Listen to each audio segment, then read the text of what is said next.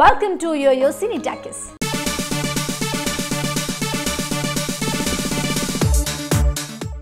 Shweta boss తన జీవితంలో జరిగిన చేదు ఘటనను ఇంకా మర్చిపోలేకపోతుంది. దానికి కారణం అంతా అది నిజమే అని భావిస్తుండడం అంటోంది.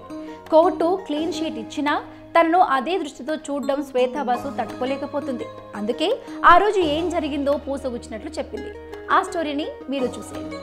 హీరోయిన్ శ్వేతా బాసు ట్రాజెడీ కథ అందరికీ తెలిసిందే.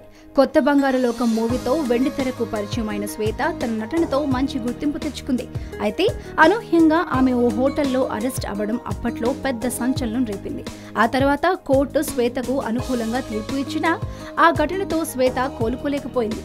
ఆ సమయంలో బాలీవుడ్ ఆమెను అక్కున చేర్చుకుంది.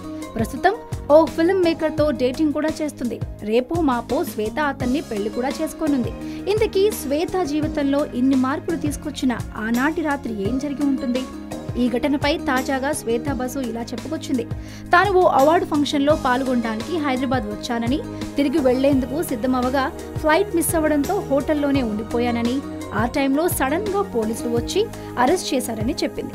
కానీ అంతా ఊహించినట్టు అక్కడ ఏ తప్పు జరగలేదని, తరువాత నాంపల్లి కోర్టు కూడా ఈ విషయంలో తనకు క్లీన్ షీట్ ఇచ్చిందని శ్వేతా బాసు తెలిపింది.